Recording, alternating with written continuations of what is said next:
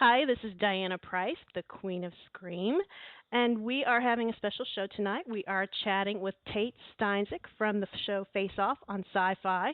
It's a show about makeup artists, special effects in a competition, and actually he's been on the show twice. He was on once in 2011, and he's back on the Veterans versus Rookie show.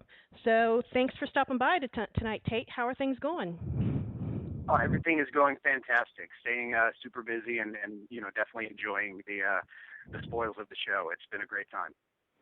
So now, obviously, the show does special effects makeup in general, but I think it's pretty apparent to anybody who has seen your work that you are kind of the horror guy of the season, and obviously have a love of it. Duh. Yeah, absolutely. Any chance that I get to do something grotesque or throw blood on it, I'm all over it. And at times it works against me on the show because apparently V is pretty squeamish towards pretty much everything I create. But I have to stay true to the horror hound in me. Well, she must not be too squeamish to things you create because you did work with her on Superman, correct? Oh, on Spider-Man. Spider-Man, I mean. Yeah, no, I mean she understands that that I know what I'm doing, but when it comes to okay, Tate, conceptualize something, it's going to be horrific. Like in the first episode of this new season, I immediately went to baby eating troll, and her critiques of me were nice, the ones that made it to camera, but the ones off screen were more like her coming up, grabbing me by the shoulder, shaking her head, and saying, "Tate, what the hell was that silicone baby thing? That was disgusting." And I'm like, "Yeah, I know. I thought it was a compliment, but that's not where she was going with it." Well, they brought you back, so hey, I think she loves you. Yeah, V, she's my girl. She's an amazing artist, an amazing lady, and she's been great to me ever since the first season. And actually, before, the funny thing is, I did like a Canadian version of Face Off back in like 2008, and she was. I won that, and my prize was to fly out to the set of Pirates of the Caribbean where she was coordinating, and so V and I had a working relationship before Face Off. So yeah, she's an amazing lady. Always been great to me. Oh, so you guys have had kind of an ongoing relationship for a while. So yeah, she keeps in touch. She's a good lady. She seems like kind of the motherly judge on the show. Mhm. I mean, I realize she's the only female judge, but she does have. She's like, "Oh, honey." Yeah, she can do things at times. She'll depart from her character, and you'll see the real V. She definitely finds a love for each of us in that sort of motherly kind of way. But when it comes to busting balls, she's the first one to do it too. So. You can't depend on the motherly thing every episode. Would you say that when push comes to shove, she's maybe even a little tougher than Glenn Hetrick?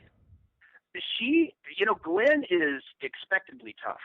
When he opens his mouth, you brace yourself for the oncoming tsunami.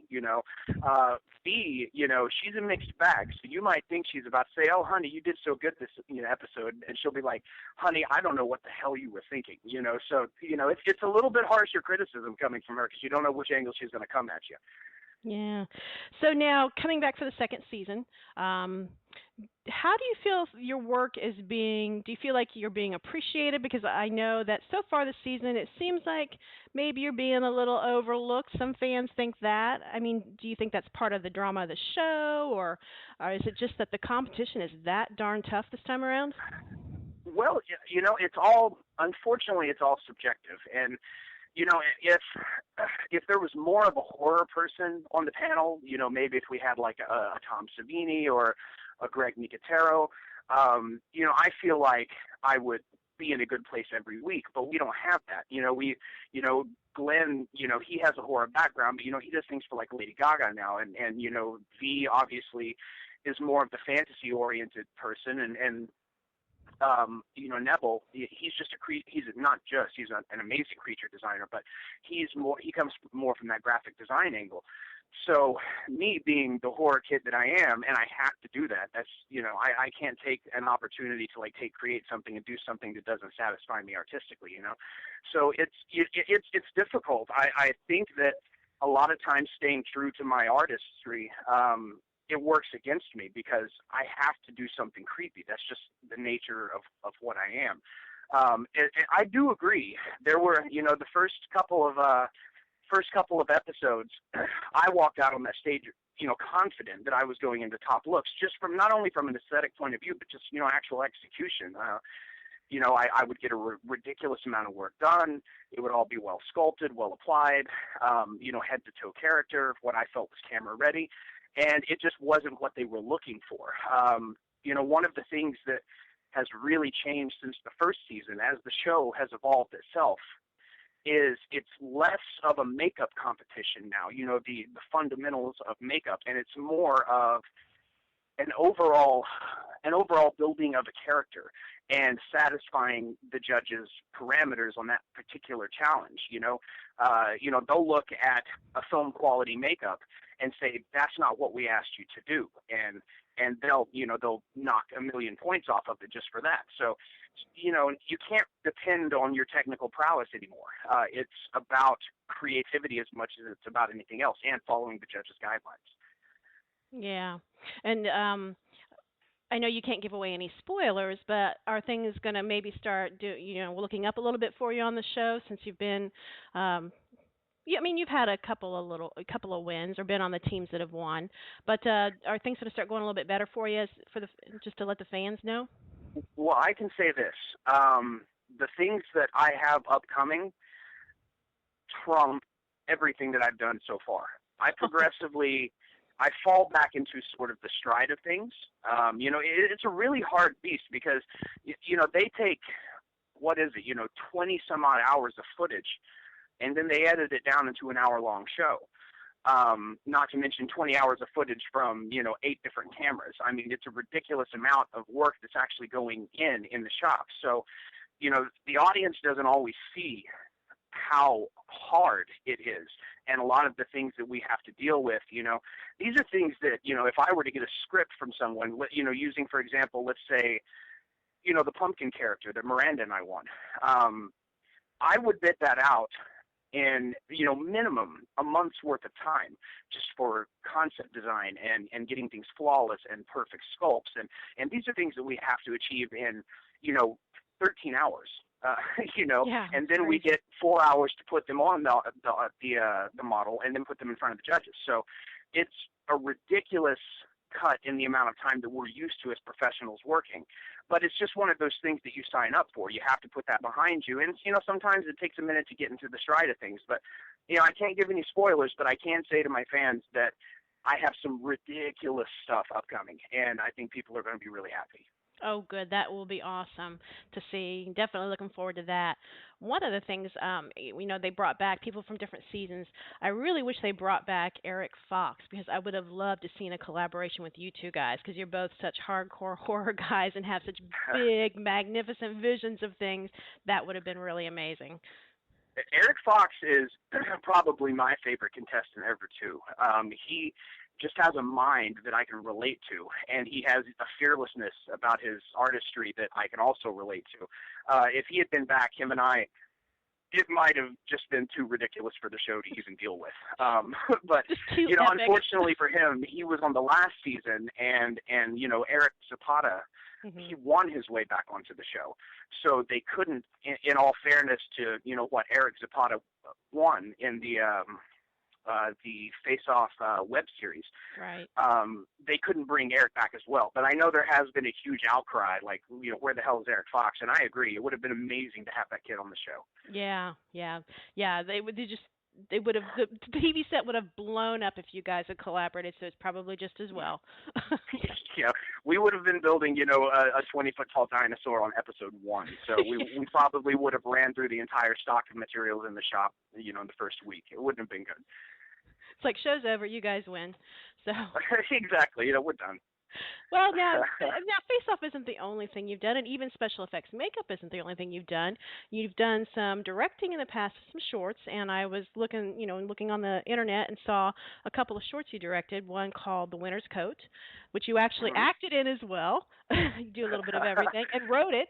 And then also one called The Clown. Clown. Yeah. And I was looking Clown at that. was Go ahead. Sorry? Go ahead. Oh, I was just going to say Clown was a fantastic time.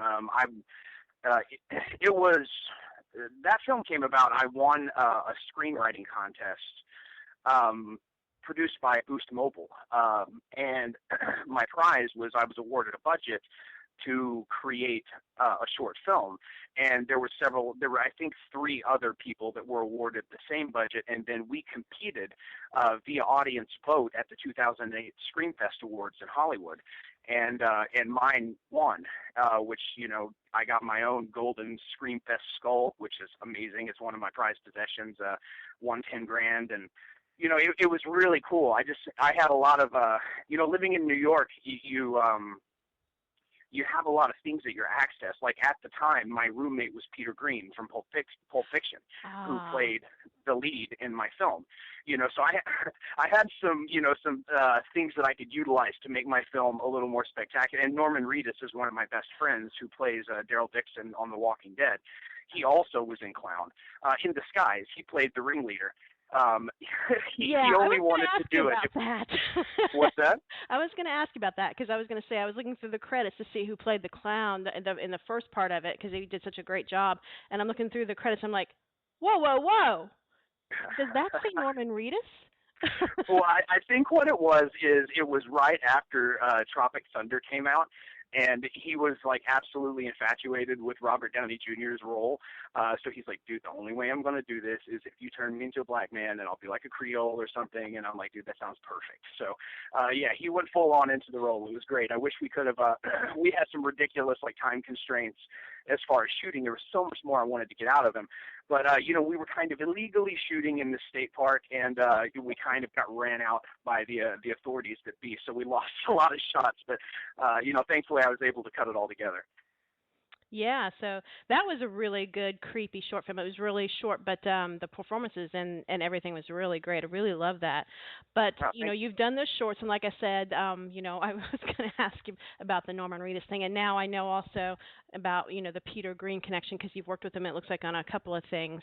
And for those that don't know who he is off the top of their head from Pulp Fiction, that would be Zed. Yep. Zed was my roommate. It was an interesting experience. We'll just put it that way. That's a little disturbing, but then you're telling me. So, but now I understand that you are in pre-production for your first full-length feature that you're going to be directing. Yes, I'm back in New York, and we just started this week, in fact, official pre-production for my feature. It's currently titled "The Spaces in Between," and oddly enough, it's not horror. It's a true story. It's a biopic about a man named Max Bornstein, who in the early 70s was battling a drug addiction, a heroin addiction, and was keeping it from his family. He also started running pornography to the mob, which at the time, pornography was highly illegal. I mean, you could get some serious jail time for even being associated with it. But we're also talking about, like, Betty Page porn. It's not what we consider porn today by any means. It was really softcore stuff. But, it was still the same jail sentence. So, Max was running these to Baltimore and Philly and all of these mob bosses. And as his addiction progressed, his life started falling to pieces, and, some of the mob people started catching on to his addiction. And it's a really, really, really intense story that culminates into what became, one of the biggest, at the time it was the biggest federal trial about obscenity and pornography. And it really, it rewrote the laws in New York, the outcome. I don't want to give too many spoilers from my feature away, but it's really an important story in just the history of America, the history of New York. And so basically you can kind of liken it to, the People versus Larry Flint, but, 20 years as predecessor. We have an amazing cast. I've got Norman coming back for that. I have a couple of other ridiculously good actors and actresses attached, which I can't reveal just yet. But, I'm planning on within the next month doing some press releases and, trying to get everybody hyped about it. Well, is Norman playing the lead role? No, Norman's role, we'll just say it's very suiting for him. Okay. I can't give too much away at this early date, but he's going to be utilized rather well.